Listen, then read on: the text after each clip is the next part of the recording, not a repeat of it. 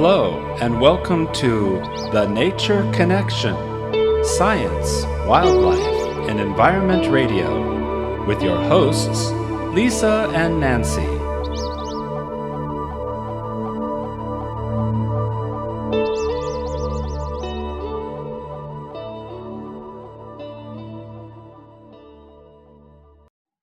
Hey everybody, welcome to Big Blend Radio's Nature Connection show with Nancy Reed and Lisa Smith, the mother-daughter travel team on the Love Your Park store and publishers of Big Blend Radio and TV magazine and Parks and Travel magazine, our bi-monthly digital publications. You can see them all at bigblendmagazines.com. Today's episode focuses on spring in England, something Nancy and I know about, and very excited when we talk about England. You know, Glynn Burrows is back on the show. Glynn is the owner of Norfolk Tours, where he takes visitors to England on customized tours. And, you know, you can go outside of Norfolk too, but he really goes around Norfolk and East Anglia. If you want to go see all the gardens and the castles, or if you want to go to the beach, or if you want to go and follow the footsteps of your family history, he'll work with you on all of it. So you can keep up with him at norfolk-tours.co.uk. He's also the founder of Visit Breckland, and that's a beautiful area in Norfolk. So you can check out visitbreckland.org.uk. And he, of course, is our Big Blend expert on England. So you can read his articles and listen to his past interviews on blendradioandtv.com and nationalparktraveling.com. Whew, Glynn, that was an introduction. How are you? I'm fantastic. I think you need to go and have a drink after all of that. Well, yeah, you don't do that, right? It's a, you know, it is. I know we're recording this on National Drink Wine Day, and you know, it hasn't hit noon here yet. So, Glynn, we should pop over to you because I think your timing we can legally have wine time. Yeah, well, it's 7:10 in the evening here. I've just had sausage and mash for my tea. Oh, well, there you go. There you go. Okay, so that's something always to talk about is when you think about England, you go, oh, I've just had tea, but you had sausage and mash. That means you had dinner, but high tea is like a different deal, right? Different time frame. Tea is what we have in the evening, but high tea is what you have in the afternoon when you have cups of tea and cucumber sandwiches and cheese scones and things like that. Oh, those cheese scones. He always has to bring those up, man. Mm-hmm. Oh, yes. Mm-hmm. I like that. I like that. So springtime in England, that's, you know, I remember being in England as a little girl and, you know, seeing the snowdrops and the crocuses and the daffodils popping up. And there's such a fresh feeling. Everything's so lush and green after winter. It is, I would say, one of the most magical times to be in England. Yeah, I mean, the vivid greens and yellows, especially in springtime, are just amazing.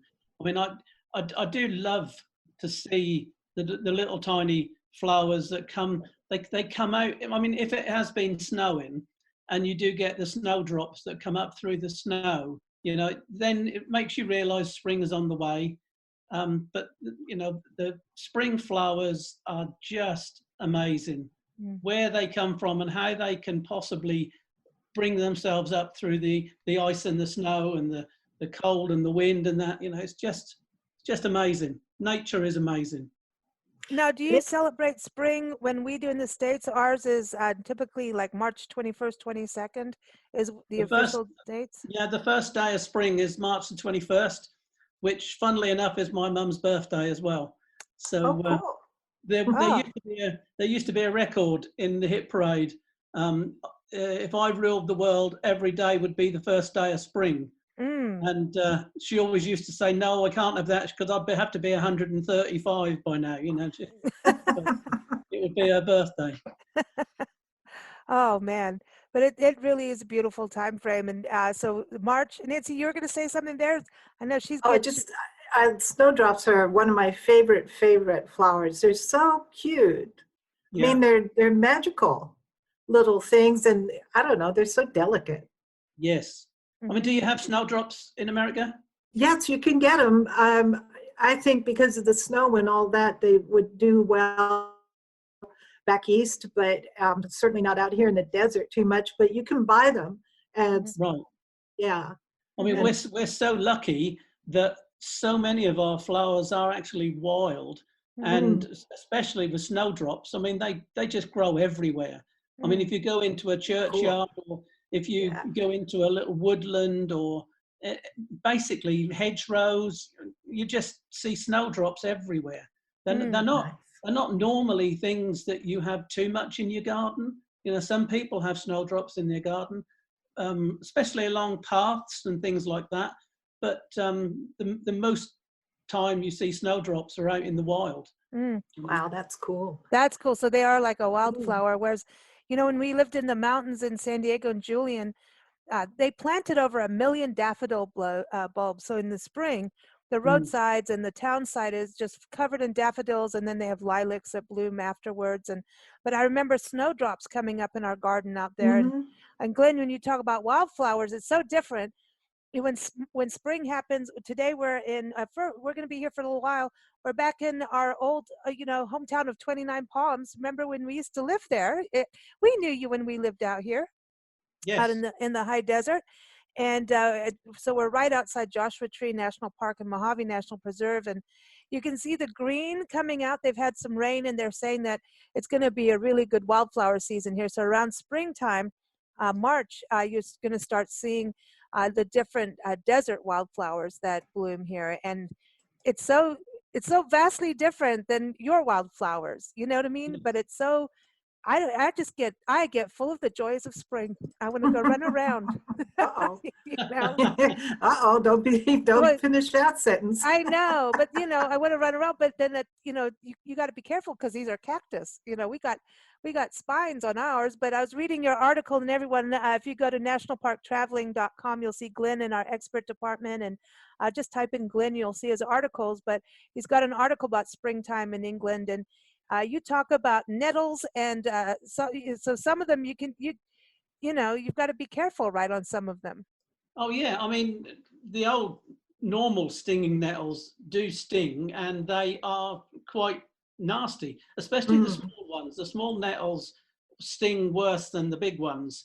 But the blackthorn, which is what we have in a lot of our hedgerows, is really, really cruel.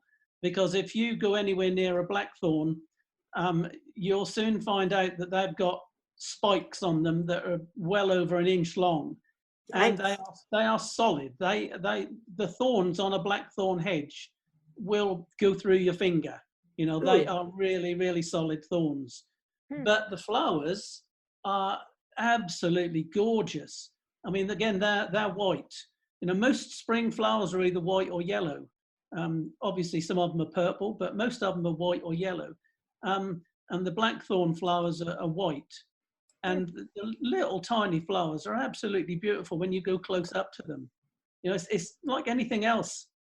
If you have a close look at anything, it's got its own beauty in it.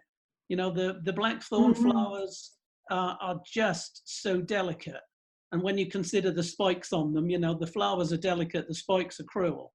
Then you've got the beautiful little primroses and violets, the beautiful hedgerow flowers, and the snowdrops. You have to get close to them, and then you can actually see what goes in to make up a tiny little wildflower like a snowdrop. It's amazing. You have to get close to them. When blackthorn, I have to bring this up. So this is what you're using the fruit to make sloe gin. I remember having sloe gin when we were in Guernsey, and I remember thinking, that won't affect me. Well, apparently I didn't walk very well afterwards. No, but so did they start making sloe gin for those who got pricked by the spikes? Yeah, I mean, that to pick the sloes, you need to get into the blackthorn hedges, and you have to pay to get the sloes. See, that's it. That's your balance, right? That's your balance. But I remember that. That was some potent stuff, man. Wow, it was. Diane quite liked sloe gin. She made some. It didn't last very long. Oh, see, Diane knows how to make cheese scones, sloe gin. She's got it going. Yeah, she has the secrets to a good time over in England. So again, everyone, Norfolk-tours.co.uk. When you go over there, ask for Diane scones. Yeah. The important stuff, but you talk about hedgerows, and in your article you talk about how some of these date back 2,000 years. So we've got and this more. and you talk about how you're actually they're laying the hedgerows. So basically, is this like doing bonsai but with hedgerows? Like, no, basically what you do is you have a hedge, which is just made up of a lot of different plants and trees and bushes and things. And you cut some of the hedge down so you can see what you're doing. And then every so often you put in a stake, an upright post, and then you half cut the hedge. So you don't actually cut through the stalk of the hedge completely, so you're cutting it off. You just cut it so you can bend it over. So you bend it over and then you weave it in between the upright stakes. And then it makes it sturdy. You do that, so you've got like a woven barrier, and then you use other pieces of softwood like hazel at the top of these stakes to keep the other parts of the hedge in place. And then you can cut all the bits that are sticking out, you cut them off so that you've got basically quite a very nice woven barrier. And then over the year, the actual hedge, as you haven't cut it completely, it will grow. So you've actually got a woven barrier that is still alive, and it will grow, but it's animal proof. So animals can't get through it because it's all woven. That's pretty clever. It's a really old-fashioned way of making animal proof boundaries. Wow. And that reminds me of Led Zeppelin. If there's a bustle in your hedgerow, don't be alarmed. Okay. Stairway to heaven. See, Oh boy, here we go. I know. But have you been on the slow gin already? Have you? No, Yeah, not she's yet. there. She's there. I could use some. That would be a little. I'd go out in the desert and see what happens. But just kind of that contrast again, like where we are. They have it's a Euphorbia actually, and it's called the Ocotillo. And it's like really long spikes. It looks like sea kelp, but they've got thorns. And in the spring and fall, and some places like in Tucson in the Sonoran Desert, they'll stay green during the monsoon summer season. But in the high desert, it's typically spring. Now they're starting to green, have their leaves, and then the fall, and the beautiful orange spiky flowers that occur. But what the peoples have done in the deserts for years is they put them into like a hedgerow and make that into a fence. And they do that in Mexico all the way up through the desert here. So for cattle and goats and chickens and things like that, for them to not be able to, it's a natural fence. And then it blooms twice a year. How cool is that? Yeah, well, that's the same as our hedges. You'll see from the pictures that I've sent over. Oh, beautiful.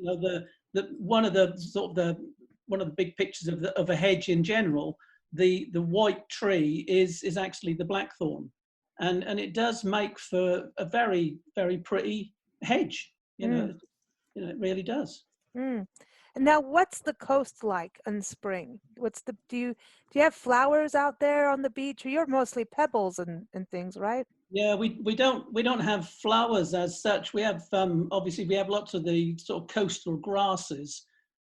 There are some very, very low-lying flowers in the dunes, but they are very, very short, and because obviously they have to keep themselves away from the salt air.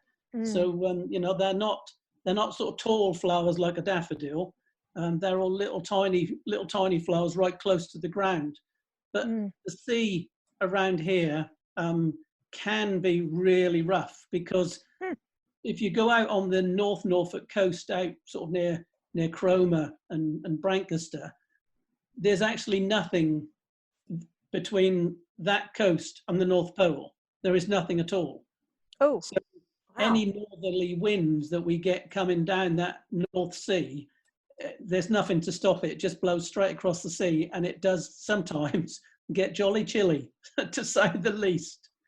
But it is again, it's got its own beauty, because to see the wind whipping up the sea and to hear the sea coming in over the shingle, absolutely beautiful, just to do anything like that out there and to be in the wild, because basically you are in the wild. You're in the country and you're standing there, and as I said, there's nothing between the coast and the North Pole.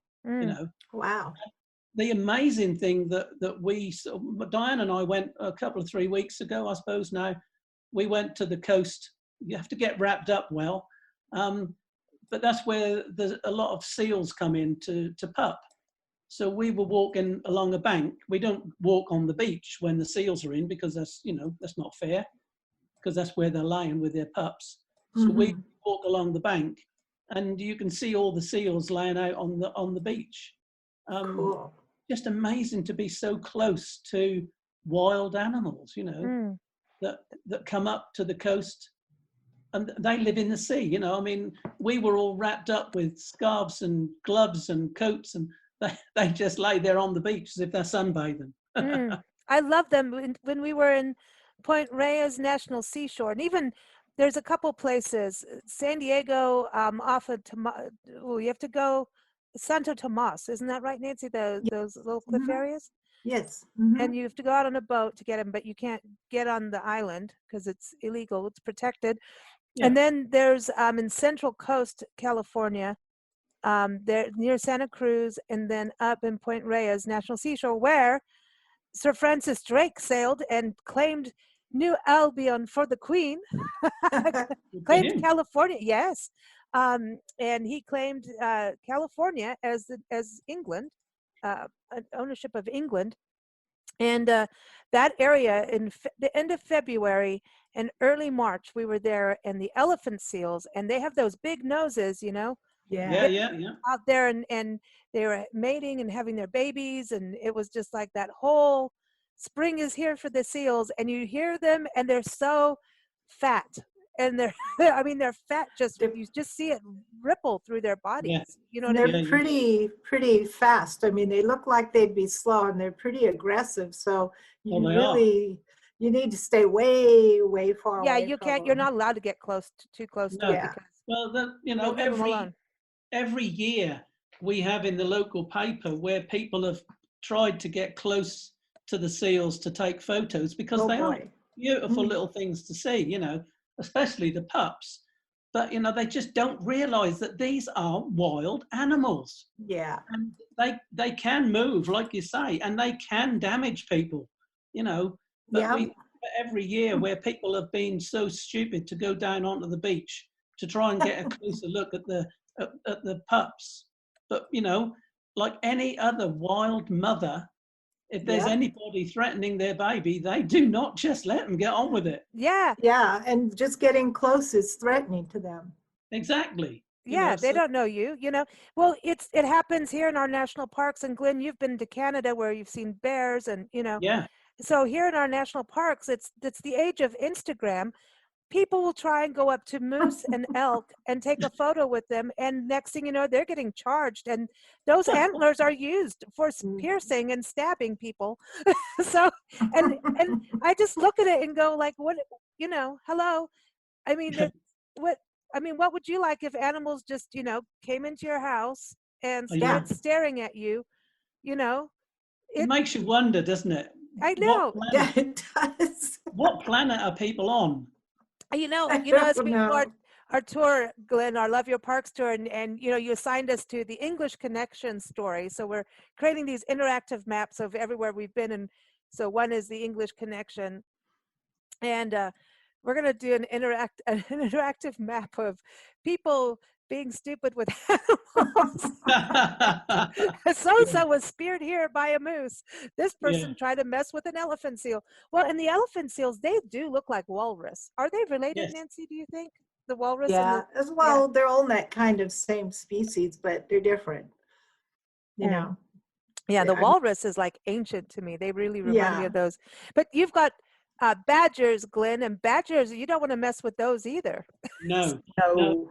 a badger, I always used to sort of think badgers were quite cuddly, but mainly because, you know, you see badgers on sort of like the wind in the willows and things like that. But generally speaking, badgers are about the same size as a Labrador, the dog, with very, very short, stubby legs.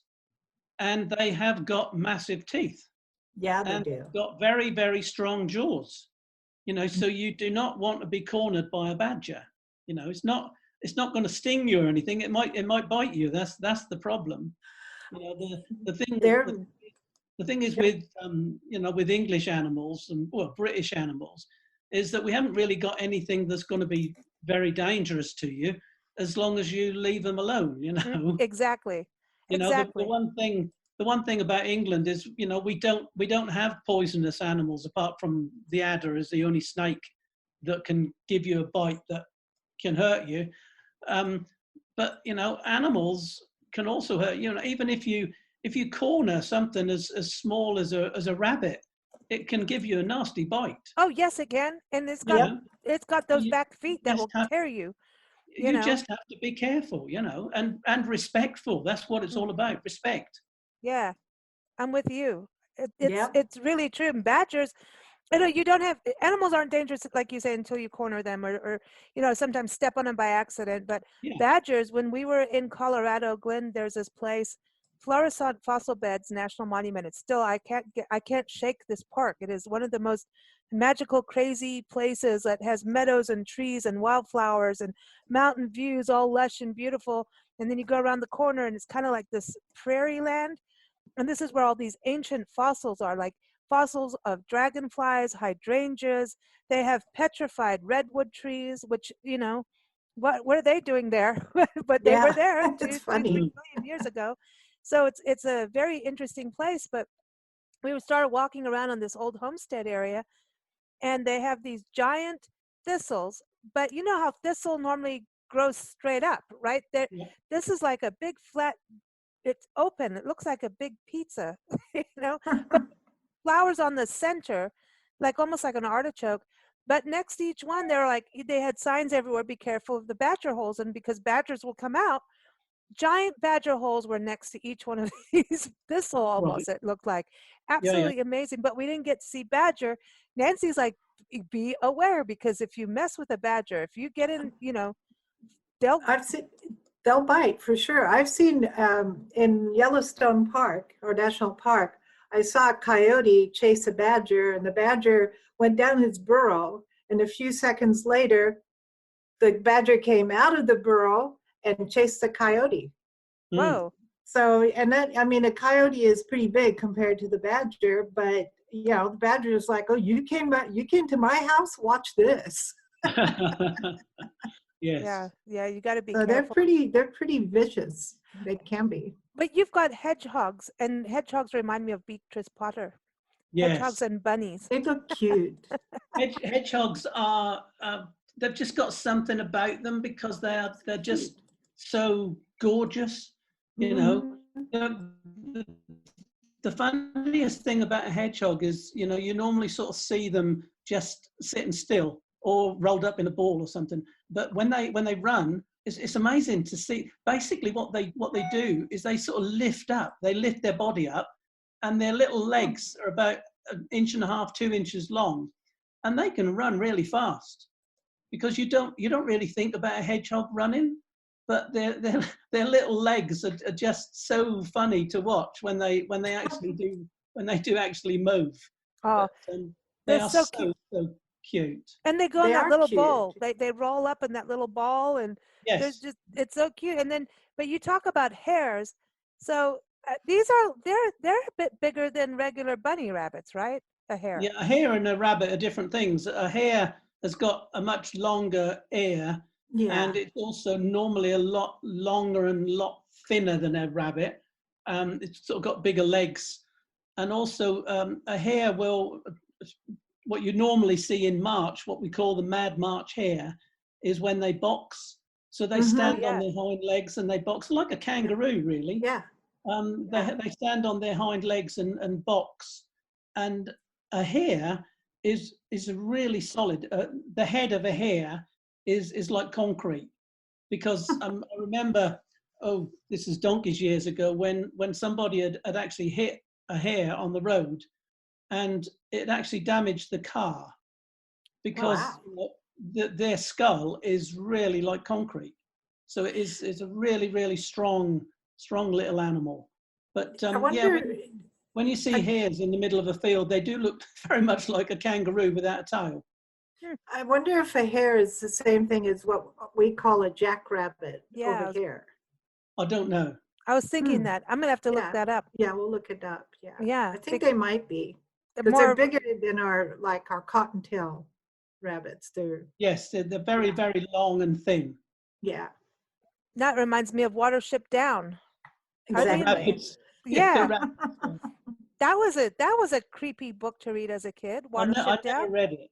I never read it. It was weird. I remember having the book that was all full color, and The Wind in the Willows is far more fun. Oh, I love The Wind in the Willows. Yeah, you've got to read. This is the most important question, Glynn. Go on then. Did picking dandelions really make you wet the bed? Well, I don't know. Oh my gosh. That's something that we were always told, so we never did it. So I'm never going to find out. You were told, don't pick the dandelions and wet your bed. I remember and there's dandelions out here where we are. And there's a big movement for, a lot of people have lawns out here. Yeah. And they tear out the dandelions. And as though they're weeds, I know you say that, considered weeds, but so they do all these pesticides and everything, yet these dandelions are really good for the soil, really good for bees and butterflies, our pollinators for our farms, and they're really good for us.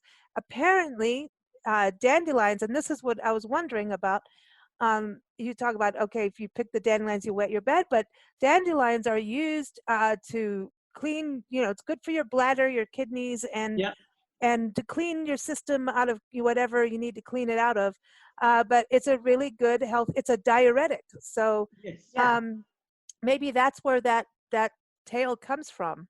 Well, who knows? I know that now a lot of people do actually eat dandelion leaves. Yes. Because, in salads. They're very good. They're very good food. But like you say, they're diuretics. So it could well be these old wives' tales aren't just done for fun. They must have some bearing. And that's probably where it comes from. Yeah. And nettles are also supposed to be diuretic and really good for you too. But you said you used to, drink the liquid from the flowers. Yes, of the sweet nettles. The sweet nettles had little either white or yellow or purple flowers on them. And if you just pull the little petal off the flower, right at the bottom, there was a tiny little drop of a very, very sweet nectar.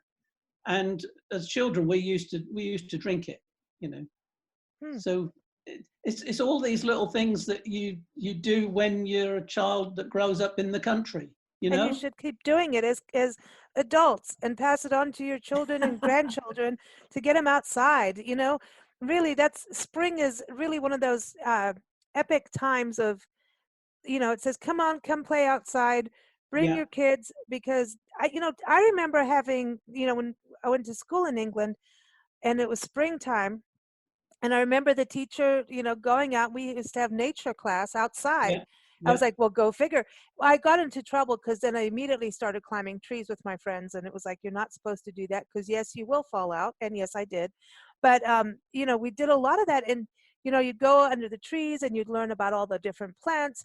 We made daisy chains. Did you do that? Like little necklaces and daisy chains. And it was like the most fun I had. And buttercups. I remember little buttercups being out in the grass. And so I wish I wonder if they've done studies about teaching outside instead of inside a building. I bet you it's better. Actually, in the school where Diane works, because that Diane works in a primary school as a teaching assistant, and they actually have an outdoor classroom, which is a willow circle.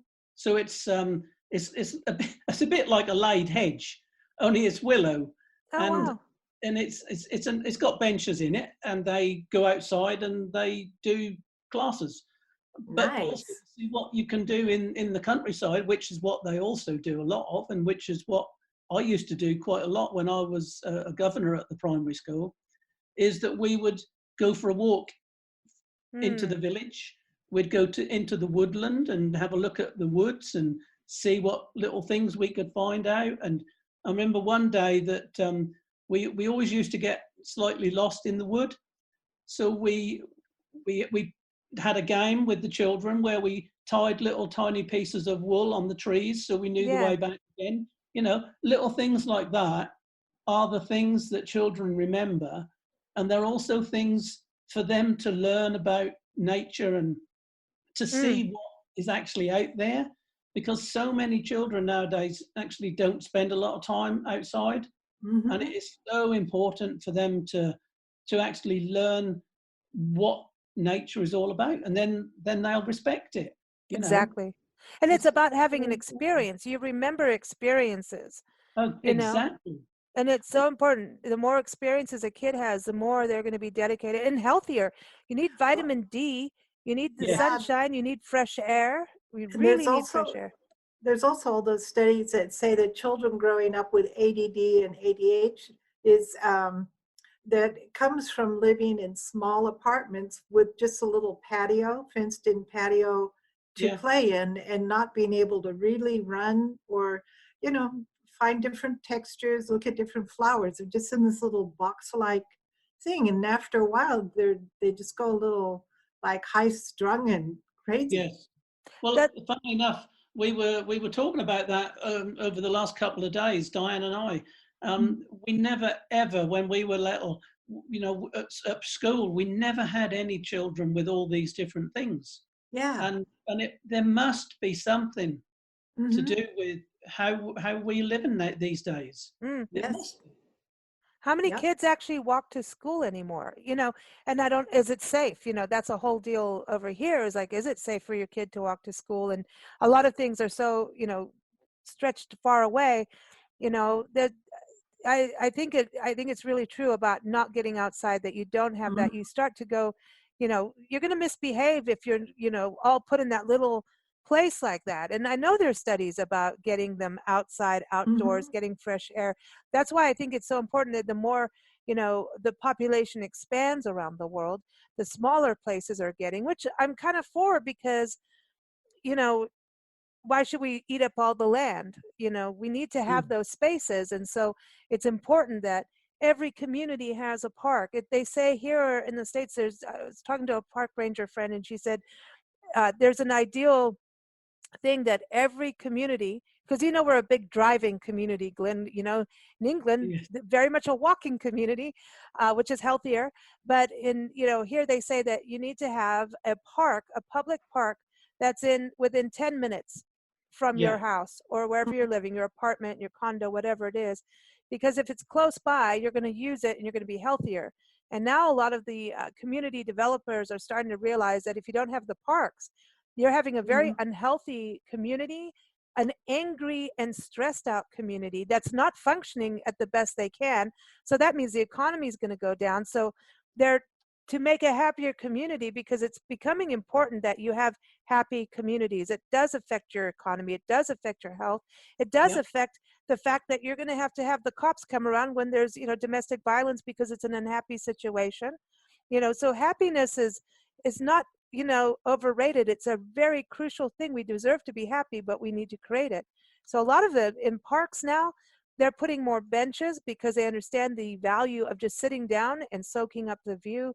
They're putting more trails in, plants, flowers, hopefully more native plants, because that helps the pollinators and it helps Yeah. the wildlife when it's there and having water and, you know, those things. So it's crucial, I believe, that every community has a park where, you know, I think it should be that you should be able to walk to it from your place, you Yeah, know. and also I think it's really important to have a lot of wild areas as well, Yes, because, balance. you know, a park in England, a park is very often a very cultivated garden type park, And I think it's really important to have really rough areas that are not cultivated, that are just left to go wild. I mean, Edmund is really, really lucky. This is my son, Edmund. He's really lucky. He lives in quite a big city called Peterborough, and just a few miles up the road from him, there's a fantastic area called Ferry Meadows, and it's exactly that. There is a lovely park building, so it's got a cafe and toilets and play areas for the children, but there's cycle routes, there is walkways, there's running tracks, there's a rowing lake, you know, there's everything. So there's also really, really wild areas, you know, so it's got everything, you know, it's got everything for the family. And the other week we were there, it was a really cold day, but we went and we wrapped up because, you know, if you wrap up, you're fine. And the place was absolutely crowded. It was absolutely crowded. There was hardly any space in the car park. Oh, and wow. This was on a winter's afternoon. And it was just so lovely to see so many families out there. I think that's important too, because while you have wilderness areas, our national park system, even our forest lands here have realized, and even our wildlife refuges do this, some state parks, some of the bigger areas, they've realized that you have to have that balance between people and wildlife. And yes, while we have our recreation areas, it's very healthy, that you have to have wilderness areas. So a lot of places like in Sequoia and Kings Canyon National Park, where we're going to next, they have, even here in Joshua Tree, there's areas that you cannot get to unless you have a permit as a backpacker, which means you're packing your stuff on your back and you're taking it back out with you. You do not leave anything. And even that, and that's limited because you can't have, then you're going to have the same problem. So you can't take cars, you cannot take bicycles, you can't take anything but your 2 feet. Sometimes people are allowed to take llamas or horses, you know, so there's guided treks. But that's how it is, because if you don't have the wilderness be the wilderness, we're affecting them again, and also bringing disease to the wildlife. We're also bringing, you know, now some of our parks, before you get on a national park trail to go for a hike, you have to brush your shoes off because we're taking invasive species of plants into the park, and that creates a whole other problem. So these wild areas are crucial. They're really crucial to our health of the planet as a whole. So, wow. Well, there it is. I think we've solved the planet's problems all in one conversation. There we are. One of them. Well, let's not get started on all of them. We'll be here for hours. But I will say this, it is a stressful world out there. People are angry. Don't watch too much TV. We have to keep our wits about us and awareness. But it is important to get outside. It is important. It really is. And it is actually recognized that going for a walk is one of the best things for depression. And as somebody who's been there and done that and wore the t-shirt, I do know that on days when I don't feel too marvelous, if I go outside and just walk along and go and walk by a river or something, it immediately makes me feel better. So you know, going for a walk is one of the best things for depression, for whatever you want to call it, for feeling low, for feeling unhappy. So, you know, getting out in the countryside is one of the best things you can do. Well, speaking of that, Glynn, can I promote our new challenge to get people to walk? Go on. Okay, so we've got our 1 hour walk, you go hashtag 1 hour walk Facebook group, so you can join and everybody posts their photos from their walks. And we decided we have our own Big Blend social community now. So it's kind of like Facebook and Twitter. It's very similar, but it's all about positive interaction, but not only read and sharing articles, but actually doing stuff. And so we decided, because it's the year 2020, it's a year of balance. It's just a cool new decade. Let's do it positive. So we started a 1 hour walk challenge to see if in 20 months together, we can all walk 2,020 hours. You know, so if you go to nationalparktraveling.com, you'll see it right on our homepage. And we also have another one to find your nature connection view. You know, so there's can we together do 2020 views in 20 months? And so far so good. We've been we've gone global with it. We've got posts from everywhere, and if you can't take photos on the 1 hour walk thing, just say, hey, I did an hour around my neighborhood or whatever it is.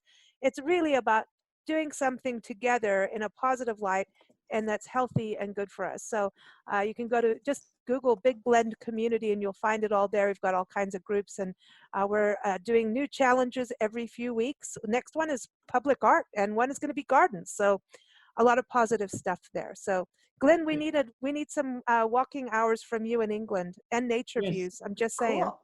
That would be awesome. Yes. Okay, miss. Okay. So I say to the governor of the school. Yeah. So everyone, again, keep up with Glynn. It's norfolk-tours.co.uk. Like I was saying earlier, that it no matter, so long as it's healthy, right, Glynn? Whatever people want to do, you'll put it together for them. Absolutely anything, as long as that's legal and moral. There it is. There you go. Legal and moral. And you can have slow gin if you want to go. Also, keep up with visit breckland.org.uk. Also talks about the region. And of course, his articles up on nationalparktraveling.com, as are other articles about parks in England. And thank you all for joining us here. Thank you, Glynn.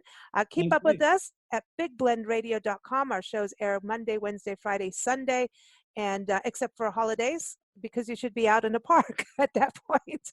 And we always love to play music for you, our audience, and also for our guest. And today, Glynn, I thought of you. This is a song from Wally Lauder. He's based in Tucson, and it's off of his new album called Not Enough Time. And here's how he balances that out. A song is called Chair Beneath the Tree, and it's about sitting under a tree and just, enjoying the view. And appreciating our surroundings, of what your natural surroundings are, and just taking that breather. So I think it ties very well into our conversation. So here it is, Chair Beneath the Tree. Thanks so much, Glynn. Bye. Thanks, Glynn. Bye. There's a chair beneath the tree. It's a place I like to be. At the closing of the day, I drift away. I love the things I see from my chair beneath the tree. Mountains I call mine in twilight time. The riches of the world don't mean a thing to me. I gave them all away yesterday. From my chair beneath the tree, the world belongs to me. I'm wealthy as can be today.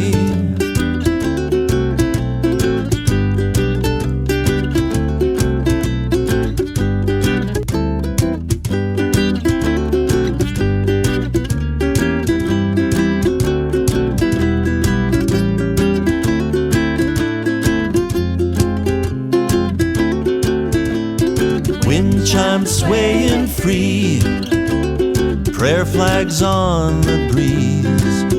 There's a rabbit in the yard, she's watching me. The riches of the world don't mean a thing to me. I gave them all away yesterday. From my chair beneath the tree, the world belongs to me. I'm wealthy as can be today.